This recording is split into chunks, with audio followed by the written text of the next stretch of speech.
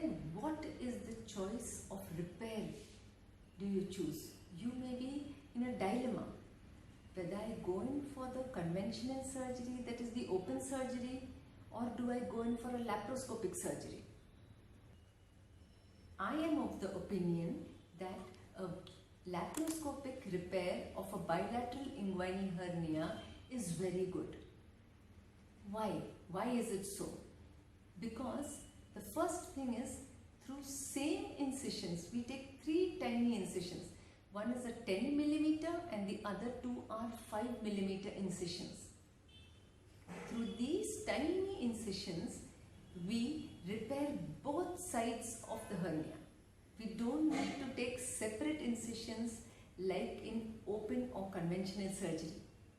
In open surgery or conventional surgery, on the right side, we will take a right-sided inguinal incision, which could be between 3 centimeters to 5 centimeters, depending surgeon to surgeon.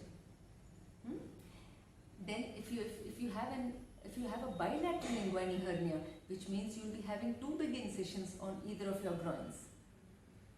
And like we said, a hernia is a weakness, and on that same weak area, we are making incisions. So we are making that area still further weaker. So won't it be better that we do an inguinal hernia repair through an incision which is just 10 millimeter and 5 millimeter, which is away from that area of the hernia. So we are not weakening it further. And through one incision, we tackle both hernias. That's the second benefit. And we can put in large meshes.